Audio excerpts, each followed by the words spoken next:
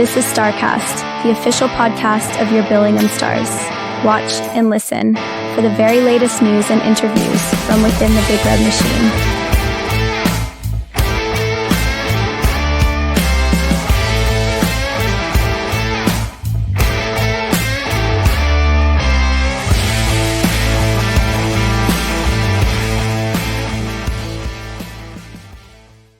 Hi and welcome to the latest edition. This is episode 17 of Starcast, the official podcast of your Billingham Town Council sponsored Billingham Stars.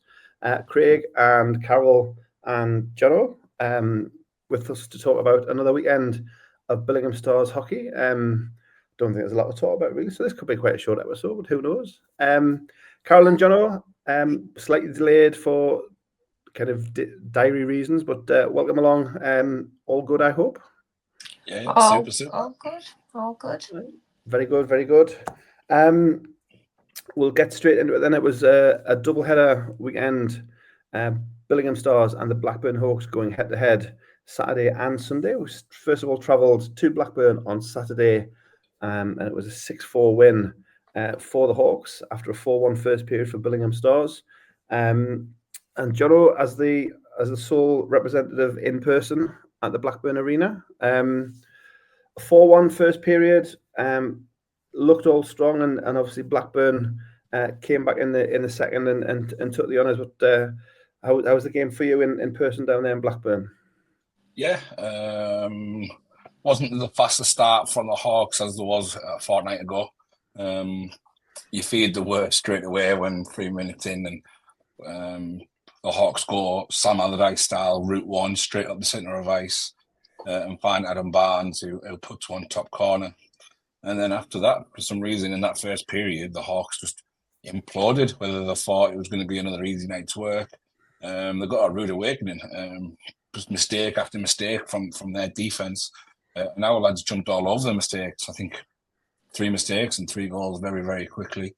And to see out the period only 4-1 was probably the only downside from a great first period from the Stars, because after that first goal going in, they literally dominated every zone going into the second, really. Yeah, I mean it's something that maybe didn't happen on Sunday as much. Do you think mentally and end of the first, our guys kind of thought job done and kind of switched off, or did Blackburn make a concerted effort coming back in period 2? I mean, we're never going to play it any worse. I don't know whether our lads just thought, you know what, we've got these here that they haven't turned up today. Maybe another quick goal and we'll be done. And unfortunately for us, minute 2 into the second period, James Moss goes over the blue line, rips a beauty of a shot, hits the crossbar. And then the Hawks don't look back. They go on an absolute stormer of a second period. Like I said, they weren't going to play it any worse. And in fact, they played absolutely fantastic. They got a couple of helpers on the power play. I think I've mentioned it elsewhere, and I think a few people have had a pop at me, but I still stand to this now. I don't think the calls were callable. I understood why they were called, but it wasn't that sort of game. It wasn't even a physical game, to be honest.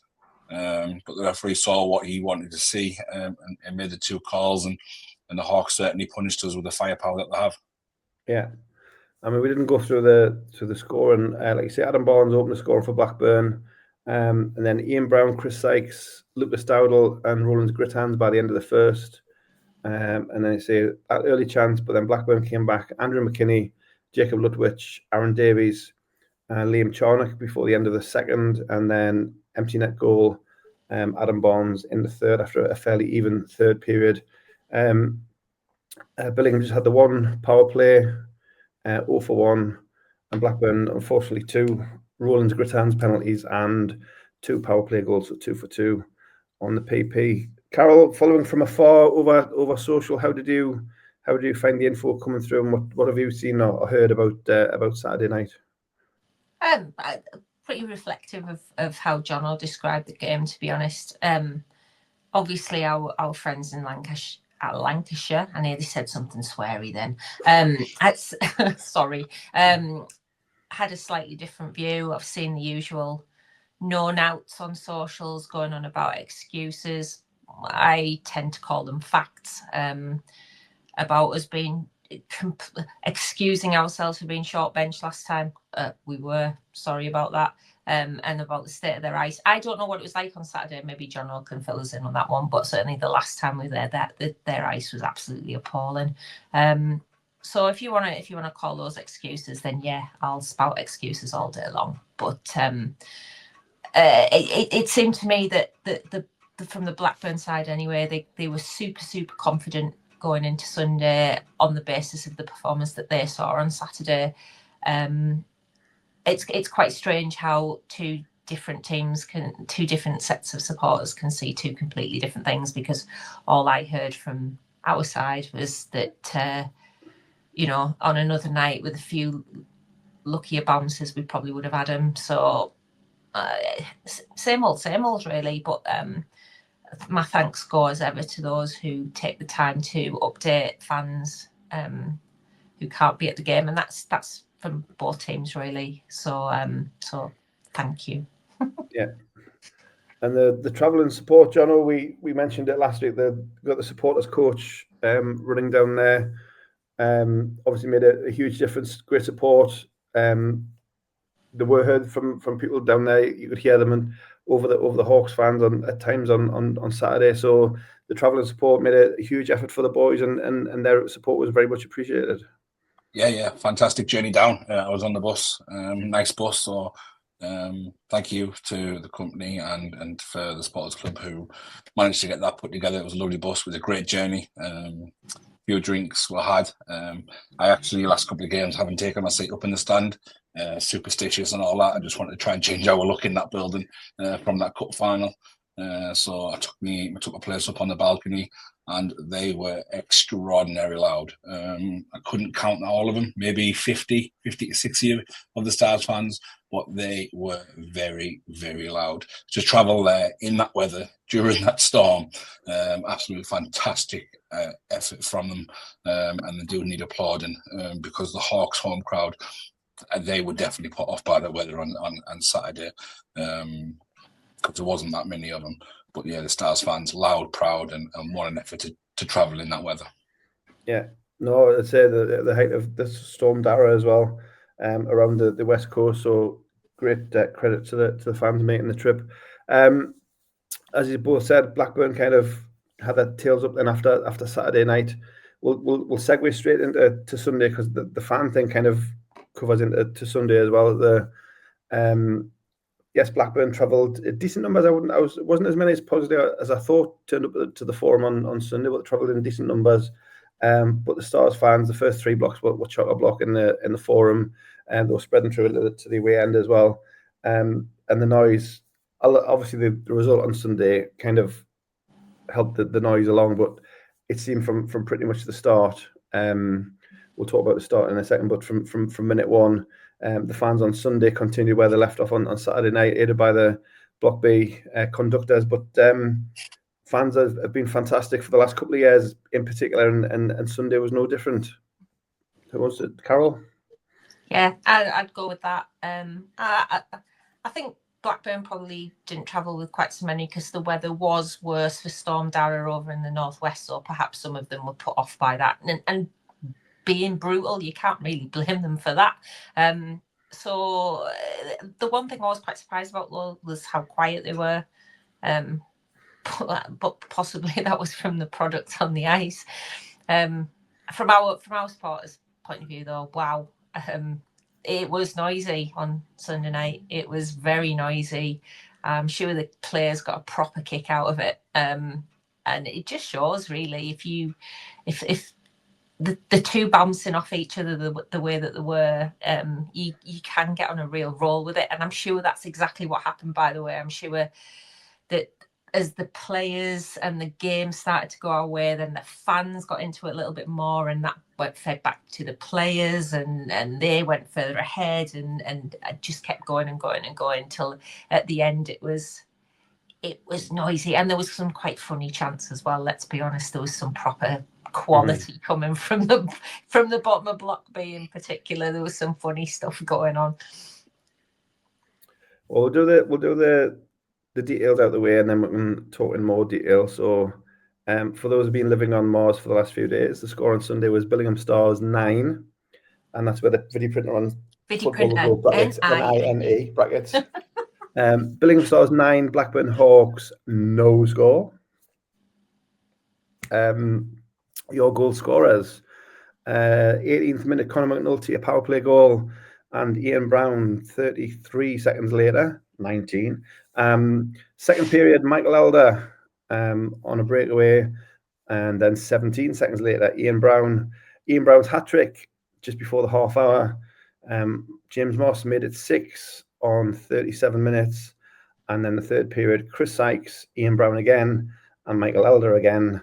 A 9-0 final. The last goal was a short-handed one. Billingham 1 for 1 on the power play. Blackburn 0 for 2. Technically -1 for 2 because they conceded a short-handed goal as well. So yeah, not complete sort of special teams. In net, as it's been mentioned, the Billingham wall. Jacob Hammond 35 saves. And then the two Blackburn goalies, Ben Keddy, 6 goals on 37 shots. Oliver Thomason, 3 goals on 25 shots. 62 shots in total. 35 on Jacob Hammond, 9-0. Who would like to start first? Carol, you didn't go Saturday, so you can kickstart on Sunday. Once we got rolling, and it's been a trait of Billingham the last couple of years. Once we get rolling, I think Jono mentioned it as well in my notes. Once we get rolling, boy, does this red machine roll. It does, and I think we got an early bonus with a correct call for a 4th minute Blackburn no score. It's good that the video has backed that up, so that we haven't got anybody saying that we had some special favours, but that wasn't a goal. If it had been given, would things have been different?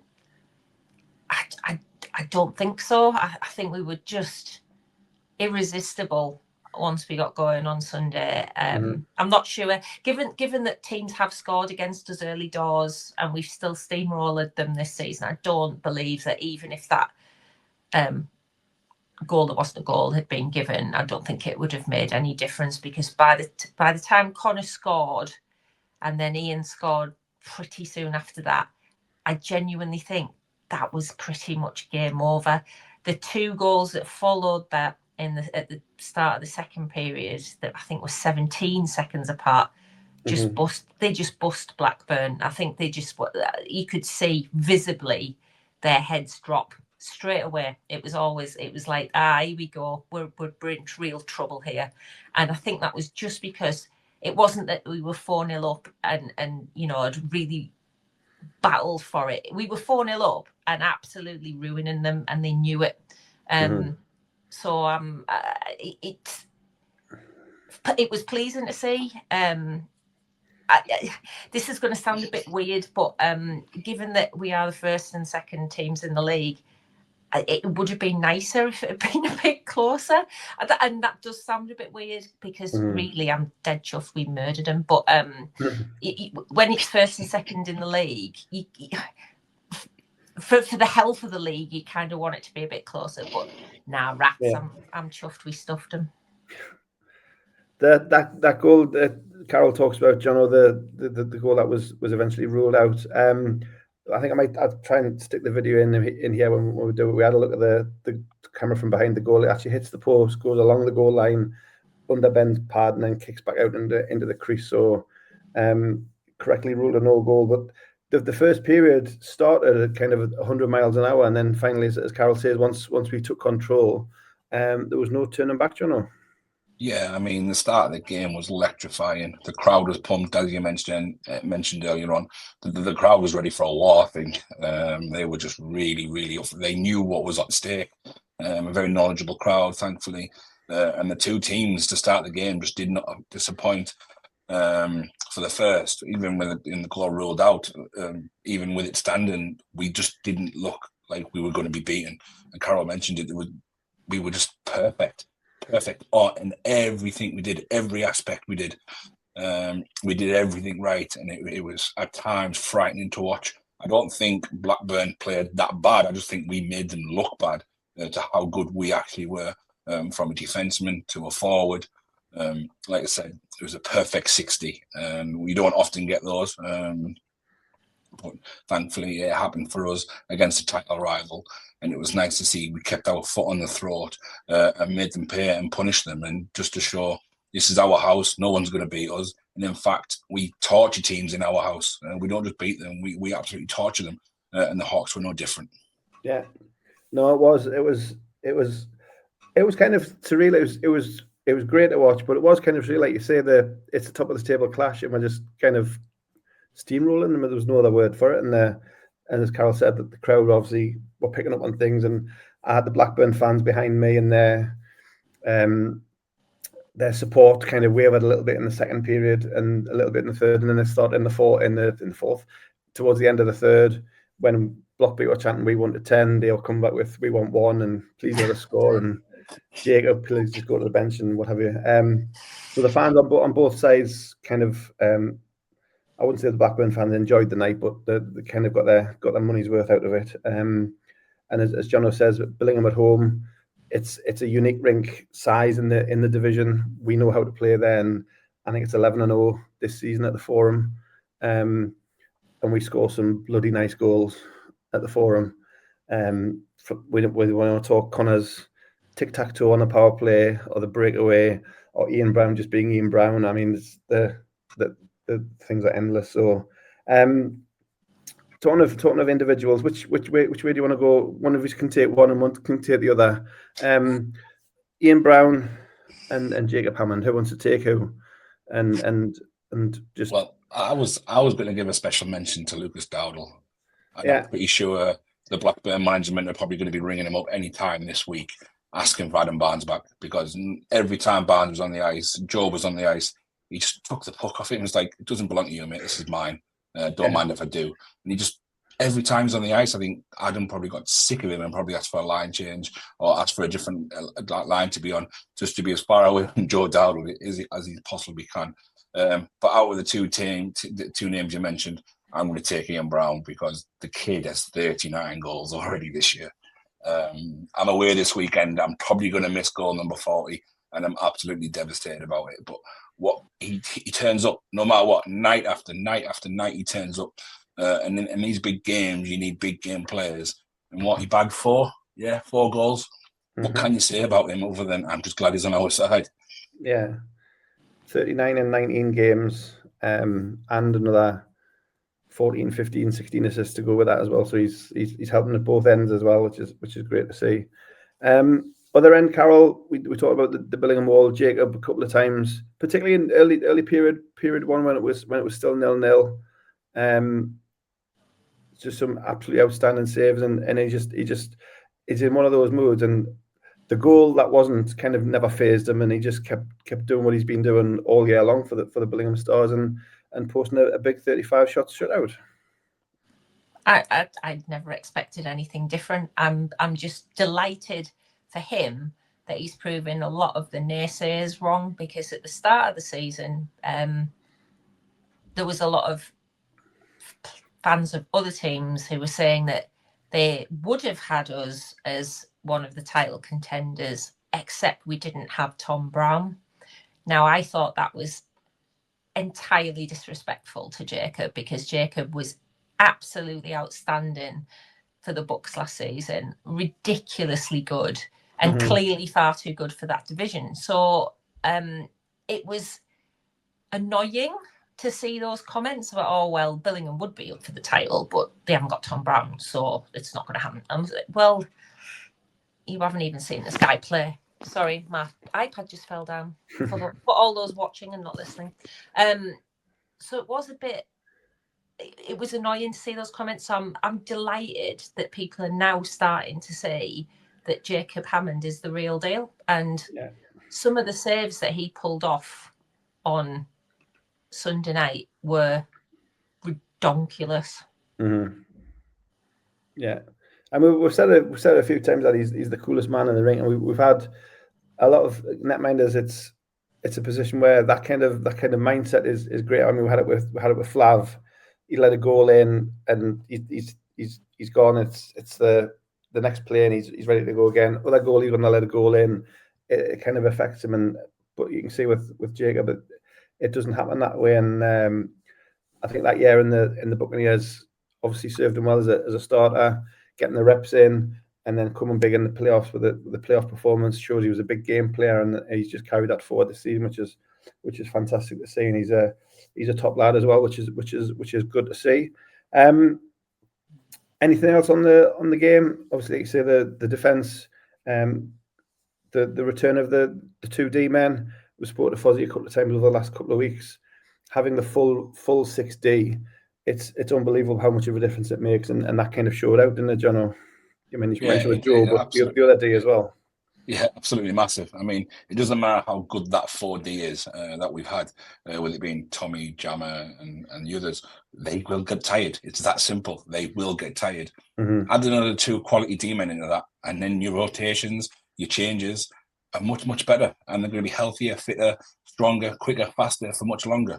And that was evident Saturday, to be honest. The Hawks must have seen something straight away from the Saturday, even though they took the points, to think these are going to be an absolute different animal on their own ice. And we were. Animal is the right word. They were absolutely relentless and absolutely, to minute 1 to minute 60, unbelievable. To shut out that firepower, to only give up 35 shots as well. And to help Jacob get his shot out, absolutely extraordinary effort. And I don't think many teams will be shutting out the Hawks this year. Yeah, no, it was a complete performance, and well received by the fans.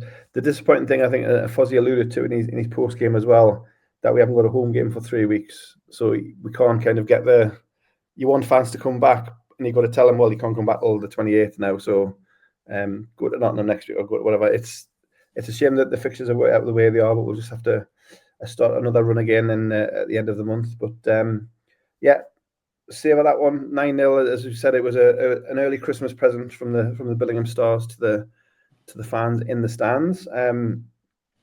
We'll talk about the week to come very shortly, but we'll take a quick break and come back. We'll look at the results around the NIHL Division 1 North and the league tables as things stand, but we'll come back very soon. This is Starcast, your Billingham Stars podcast from the Billingham Town Council sponsored Billingham Stars.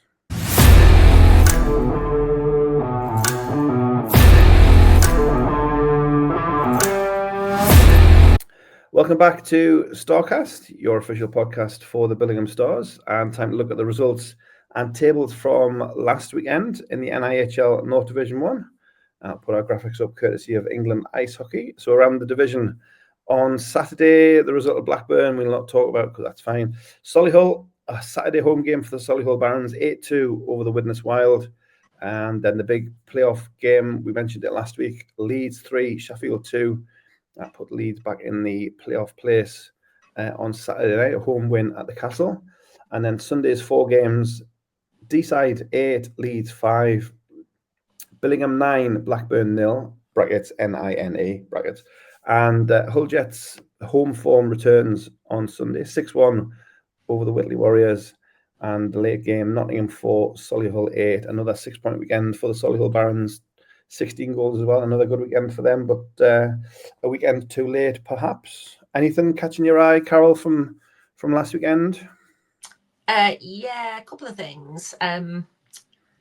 First and foremost, Leeds Knights appear to be showing signs that they might well be improving sufficiently to give some other teams headaches as the season goes on.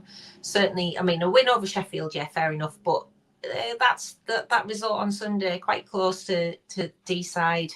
That's not bad at all.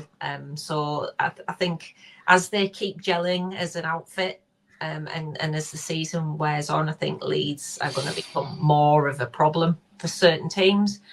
And then I can't help but look at the Hull Jets with the Warriors score. There's an awful lot of disgruntled fans up the road, I know that much. There's potentially some afters from that game. I know Phil Edgar took a major penalty, so we'll see what our wonderful friends at DOPS make of that towards the end of the week. But certainly there are rumbles of discontent on Tyneside. and I'm not that surprised, really. I don't think a Whitley team that's got invested in the coaching that they have should be scrapping about in mid-table, and I think that's what their fans think as well. Yeah. My heart bleeds. They've got their Edinburgh Capitals home and away this weekend cup competition. Stanley Cup, yay! Paraded around Hillheads, yeah. But obviously the derby games loom large between Christmas and New Year, so we'll see what happens between them two weekends. Jono, anything from yourself? Probably just the ones that Carol has watched over there. Like say, Dragons Knights is. Those two teams like a lot of goals. I think it was 14-7 the other week between the two in Leeds, and then this one again. So yeah, Leeds are maybe starting to show some life and could end up being a thorn in the side come later in the season. But yeah, the demolition of the Warriors by Hull. Hull haven't been anywhere near their best this year, nowhere near what they have been on home ice. Warriors were starting to pick up a little bit again, and then just bang back down with a wallop. And took one hell of a beating in Hull, and well, yeah, whatever. Not bothered. hope the struggle continues. Yeah, no sympathy from me from them up the road, I'm afraid. Going back to the Leeds for a second, it was a player we mentioned in our pre-season episode as one of the ones to look out for. Michael Deneco was making a bit of a run. He's had a few points the last few weeks as well. I think he had 4 assists on Sunday. He had a couple of goals on Saturday. So Edgar Svenger's had a hat-trick Sunday as well. So the players that they kind of put forward to develop are certainly doing that at that level. And whether that sees them stay in the NIHL one with Leeds or move up to the national or go to another team to kind of develop, we'll see how that pans out. But Leeds Knights finding their feet, which is good to see. And I mentioned for Sheffield as well, we could have mentioned it in the news. There was news broke this week. A full development pathway now in Sheffield with the academy and the Steel Dogs and the Steelers and the Sheffield Scimitars are going to be a kind of a feature part of that. So it'll be interesting to see how that develops over the time to come. But certainly the big clubs are taking an interest. And I think Tony Smith noticed how having the Steel Dogs as part of a setup has worked for the Steelers. So maybe he's trying to expand the thing down the ladder, and we'll see how it works in Sheffield. So all the best to everybody in Sheffield, where I currently reside at this moment in time. More on that in a minute. But yeah, interesting to see on that, how that develops in Sheffield. I know the academies produced a lot of players, certain Elkirk, one of them. So the talent is certainly there, and if they've got the pathway now, we'll see what happens, because the Scimitars are kind of missing a trick at the minute, misfiring in Division 1, but we'll see what comes of that. Anything on that Sheffield thing that's just cropped up, or time to... just it's good to see, and I think we'll see more of it up and down the country. Probably with the likes of Clan maybe going somewhere like Solway for a link up. I know there's a little something already there, but I fully expect to see more permanent things up and down the country, and we're probably expecting the Scimitars to go orange from next season. I hope not, but that's their choice. Oh no, it was bad enough when they moved the Steel Dogs into orange. Steel Dogs should be blue, and that's the hill I will die on. Yeah. Well, around I've been to the rink a lot today with the GB tournament that's going on. There's still a lot of Steel Dogs images around, and it is that playing in white and blue, and it does look spot on. And then you see the orange stuff. It still doesn't look right, but on the ice anyway, it seems to be working in terms of players up and down and getting chances with the Steelers. And if they extend that to the Scimitars and below, then all power to Sheffield in the future. So we'll see how that develops. Quick check of the league table. We'll not do cups because again we haven't played any cup games since September, so we'll no real change in our division of the next week we'll have change. Next week it will eventually, yes. We will have change next week. So we have at the top of the division Billingham Stars, 16 wins from 19 games, 137 goals.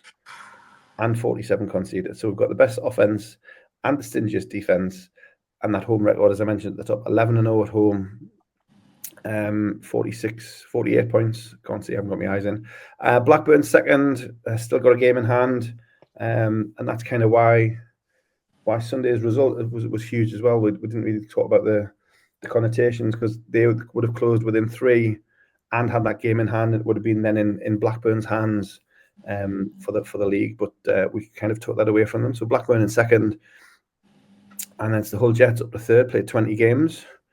And then Teeside, Solihull, Whitley down to 6th, Nottingham in 7th, Leeds Knights, as we mentioned, back up to 8th, Sheffield 9, and Widnes in 10. Nothing really on the league table other than the top two spots. No. Yeah, just the plus 90 goal difference from ourselves. Extraordinary, and without being big-headed or anything, but there's probably some more beatings around the corner, so that's going to just only increase, in my opinion. Yeah. No, I mean, last year we were impressive enough, and it possibly didn't think possible to get even more attacking minded, but the way they're playing, and they're still solid at the back, and then I mean, having somebody score 2.5 goals a game probably helps as well, but you know, the offense this year has just been out of this world, and it's not that we're scoring kind of bundle over the line goals, we're scoring bloody nice goals, if I may use that line again.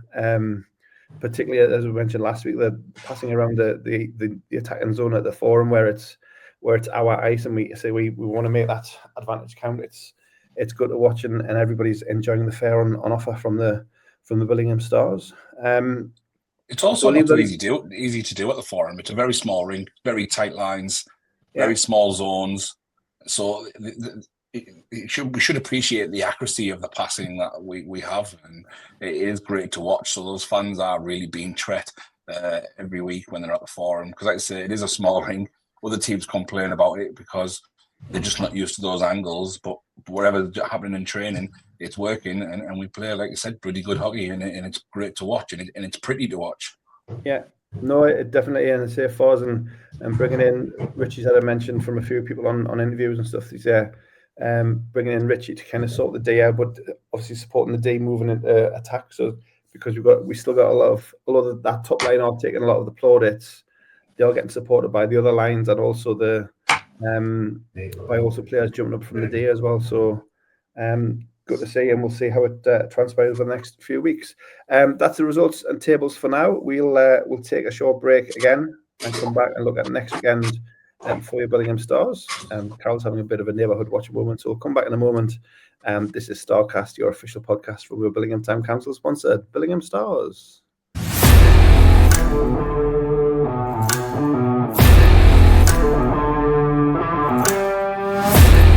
Welcome back to Starcast, your Billingham Stars podcast.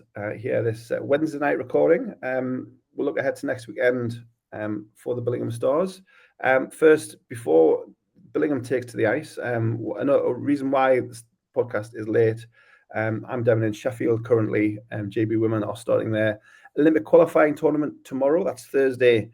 They're playing here in Ice Sheffield. The games are 12 o'clock and 4 o'clock. There's 2 games every day, Thursday, Saturday and Sunday. It's Olympic qualifiers, as we say, have the chance to move to final qualifying in the new year. So if you're a loose end, Thursday, Saturday or Sunday, and you come down to Ice Sheffield, it's £15 for a day ticket for a really well-matched team. So it's going to be a fantastic weekend of top women's ice hockey. So I'd ask you to give that a consideration as well. But in terms of your Billingham Stars, the roadshow moves on to Nottingham on Saturday, and it's a nice early start for Saturday. It is now a 12 noon face-off at the main pad on the National Ice Centre, facing off against the Nottingham Lions. Lions, as we said in the preamble to the league tables, down in 7th place. But they say with the addition of Alash Padlek and the kind of continued development of the players they've had there at Nottingham, Jono, the Lions, particularly on the main arena pad, we say before, no team has to be taken lightly. We've got to go there with the kind of intensity we had on Sunday and pick up where we left off. Yeah. It's just about carrying that momentum and doing things in training, like we said, week after week. It's no easy game in Nottingham, whether it's whatever pad you're on, whatever time you're facing off. They are down in 7th, but they are a thorn. They've took points off Blackburn this year. So we have to be ready. We have to have the right mentality. And if we do that, we will succeed. We'll get the 3 points. We'll be comfortable if if our preparations are correct. But definitely not to be taken too lightly. They can spring a surprise as good as anyone, and we will have to be ready. And like I say, it's going to be a very, very early start for the lads getting on the bus. Yeah, I mean, we finished off the last segment, Carol, talking about the size of the neutral zones and the zones at the Forum.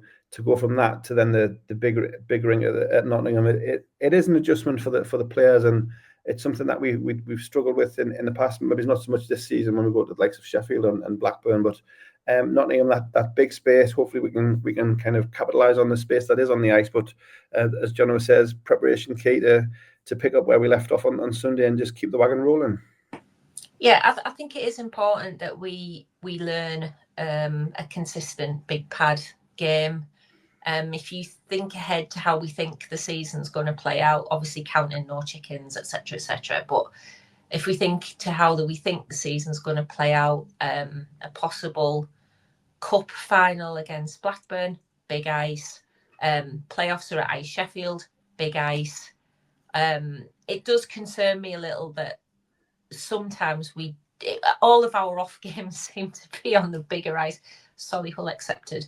And I think we just need to be more consistent with our performances on those big pads. We've got the players easily. We've got the passing ability. We've got the speed. It is just about finding a game plan that clicks properly on that big ice. Nottingham's a bit of a weird one because it's the arena, and it's when it's just. It's basically our handful of travelling fans rattling around a 10,000 seat arena. It's a bit weird. And they make you sit at one end, which isn't best for sight lines, etc. So, I'm confident that we've got the game to do it. It just would be nice for us to consistently see a game plan that works when we're away from the Forum. Because at the Forum, I do think genuinely we're getting to the point where I don't think there is a team that can beat us on our own ice, but away from home, and especially on those big pads. Yeah, I think we just need a little bit more of a consistent game plan there. Yeah. And when we go down to we didn't see Padalek last time they came up here. Jono, he was having his shirt retired at Peterborough. So first time up against Alash Padalek, and a familiar face from just a couple of weeks ago, Bailey Challens. Moves from Solihull, and he's now a Nottingham Lion and a useful addition at the back end for the Lions. So two players that obviously we haven't seen it in a Lions jersey before. Extra challenges to look out for. Yeah. They certainly strengthened them last year. Obviously, no Yokoyama, but I think Padalek is an upgrade. As in, he's not an individual as such. We can't get too flustered on him though. He is 45 years old. Those legs aren't what they used to be. So we have players like Thomas Braggan who can look after him and take his legs away from him, especially on that bigger pad. But defensively, Bailey Challenge will make them a better team defensively and help out whichever netminder they have in on Saturday afternoon. So yeah, two things for us to certainly look out for. Padalek will be a threat, especially in the offensive zone, but we've got the D-men who can look after him. And obviously Bailey Challenge will make things a little bit more difficult offensively, but with 3 scoring lines, he can't do it all on his own. Yeah, no, for sure, and we'll find out in training this week what sort of lineup we're taking down to Nottingham. Anything else on the Lions game in particular before we look at the fixtures for the weekend as a whole? I mean, the 12 noon is going to be a kicker, isn't it? We'll have to leave the Forum 8, somewhere around 8. There's bribery going on for that game though. The lads won't mind in it that early face off. They've been bribed. I think it's the lads' Christmas party. All right. When I went in the last thing, where in Nottingham could they possibly take an ice hockey team? I can't possibly think. Oh, now that's off because they're full. Oh no! Yeah. So. Oh well. It'll be a Christmas party back on Teeside, but nevertheless, So I something generally to don't look know where they're forward going to to. take it. Yeah. So they're getting back on the bus and coming home. I see. I mean, I thought. Well, never mind. I'm sure that she'll frequent that another time in the season. But yeah, anything else? The 12 noon face off. It's the same for both teams. And Yeah. we'll mention why it's 12 noon when we come to any other business things to look ahead for. But it's going to be a strange one. Obviously, the fans will get down as well, but a strange one for the players to get acclimatised to. From the Stars' point of view, it's just obviously preparation is key. We've got good memories of playing in the arena. We're actually in the arena. We've never actually struggled. We've actually done quite well on there. I think the lads have raised the game for the experience of playing on such in a such iconic arena, and I think they'll do the same again. Unfortunately, I won't be there this weekend. Which is unusual because if I may put my anorak on, the ice in the CCM rink and the main arena are exactly the same size. It just looks completely different because of the massive stands. But there you go. You can come into any other business and tell us why you won't be there at the weekend, Jono. But we'll leave Nottingham particularly, but we'll quickly run through the fixtures across the division for the weekend. Obviously, lunchtime, Nottingham Billingham on Saturday. Hull versus Teeside. Certainly an interesting one. And then Sheffield against Widnes, again, another one for the bottom end of the division on Saturday evening. And then on Sunday, it's the Solihull Barons versus the Leeds Knights, Blackburn Hawks versus the Widnes Wild League and Cup. And that could clinch Blackburn's top spot in that division of the Cup competition. And then Nottingham complete a home doubleheader, Nottingham Sheffield on Sunday at 7:20 brackets-ish, close brackets. That's back on the CCM rink on Sunday. Anything other than the Stars game catching your eye on the fixtures? Probably just a good luck to Widnes on Sunday. good luck to Widnes. And you didn't mention the super duper 2-team cup. I mean, why? Yeah, well, it's not listed on NIHL stats weekend box score, so he must have missed that one himself. But it means so much. Yes, so for correctness and completeness, on Saturday at Murrayfield and on Sunday at Hillheads, Edinburgh Capitals and Whitley Warriors in a 2-team, 2-leg revenge challenge, and they're selling stovies at Hillheads on Sunday. Apparently, breaking news from the Warriors GM, because they don't sell stovies. This should have been a breaking news item. Apparently, they don't sell stovies at Murrayfield anymore. Well, so Willie's had them done at Hillheads for Sunday for them. They were never the gold medal stories at Murrayfield, but they were still decent. So I'm quite annoyed that they don't do stories at Murrayfield anymore. So it was Kirkcaldy and then Kirkcaldy. Yeah. Yes. Right at the top. Different gravy up there, weren't they? Literally and metaphorically different gravy. Different gravy. Yes. Yeah. So Edinburgh and Whitley doing a head-to-head on the weekend as well.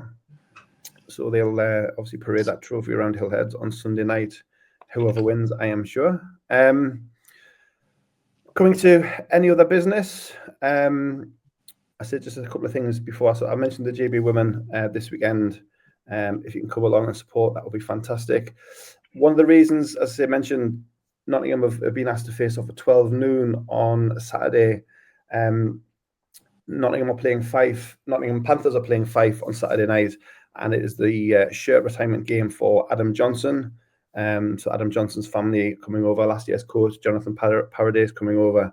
So again, send our love to everybody in Nottingham. It's going to be a raw occasion, I'm sure, at the NIC, but everybody will be together and supporting each other. So love to everybody at the Panthers for Saturday.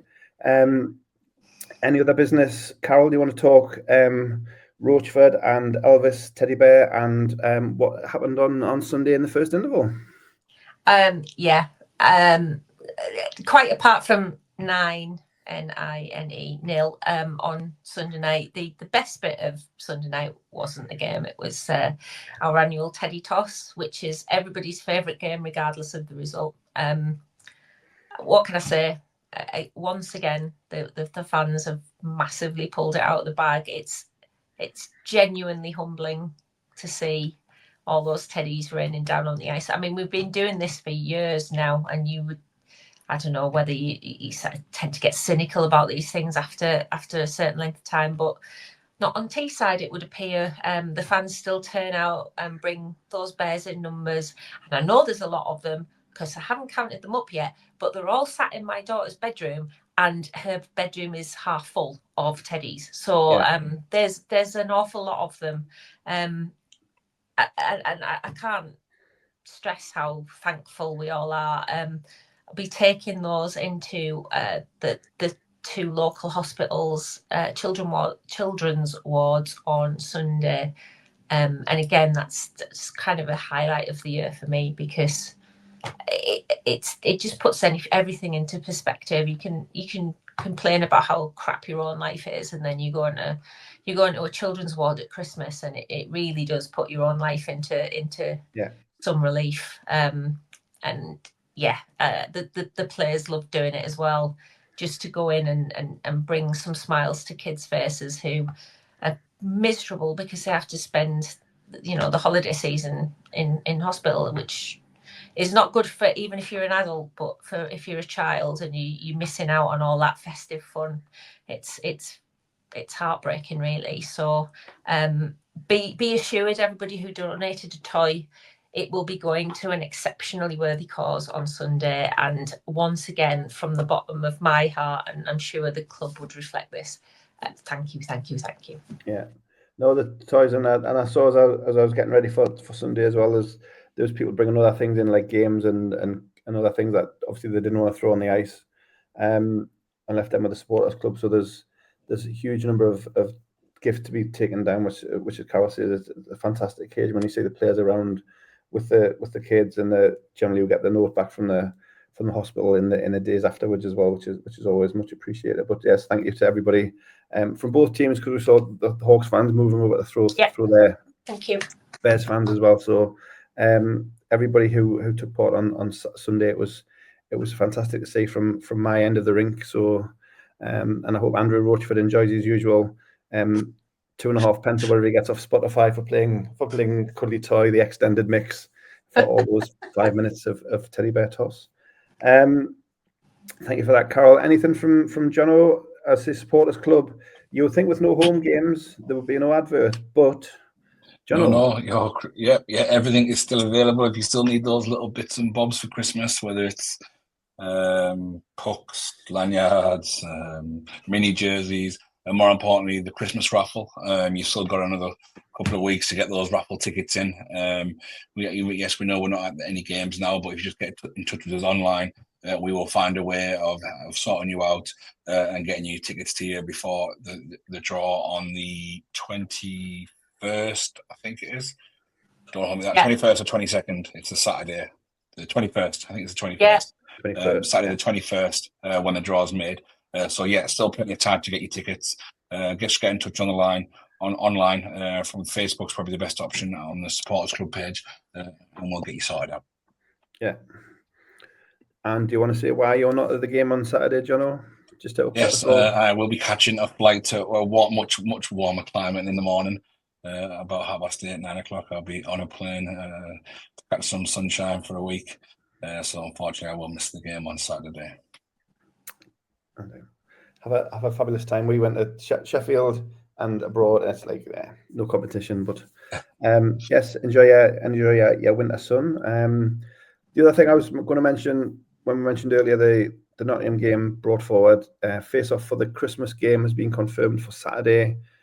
Saturday the 28th is the home game of Teeside derby, and that will be 5 p.m. instead of the usual 5:30. So it's on socials already, but just a reminder, 5 p.m. on Saturday the 28th for Stars against Whitley. Which I think they face off at the usual time on Sunday, 5 p.m. up the road, as it were. That's pretty much it then for this edition of Starcast. Thank you for listening and watching. Give us a like and a review and a share across your social media or on whatever platform you are watching and listening. It's much appreciated, the support to help the coverage that we get. So thank you to everybody who supports the podcast. Thank you to Carol and to Jono for their contributions as always. So Billingham Stars are in Nottingham on Saturday at 12 noon. So if you travel early, get a break and roll in you and hit the road early doors and get down to Nottingham and experience the Christmas market while you're there. Maybe after the game, possibly. It's nice. As I say, Sheffield, if you're around and still want a hockey fix, Thursday, Saturday and Sunday, JB women playing at 4 o'clock each day in the Olympic Qualifiers. That's currently 2 steps away from Milan and to get to the next qualifying stage in February. So any support will be gratefully appreciated by the girls, I am sure. And we'll join you next week for another edition to review the Nottingham weekend and the going on around your Billingham Stars. But for now, from everybody, this has been the official podcast of your Billingham Town Council sponsored Billingham Stars. It's been Starcast. Thank you for being part of this episode of Starcast, the official podcast of your Billingham Stars. Remember to like and share this episode, send a review when you can, and follow us on social media for the very latest news and to find out when the next Starcast will drop.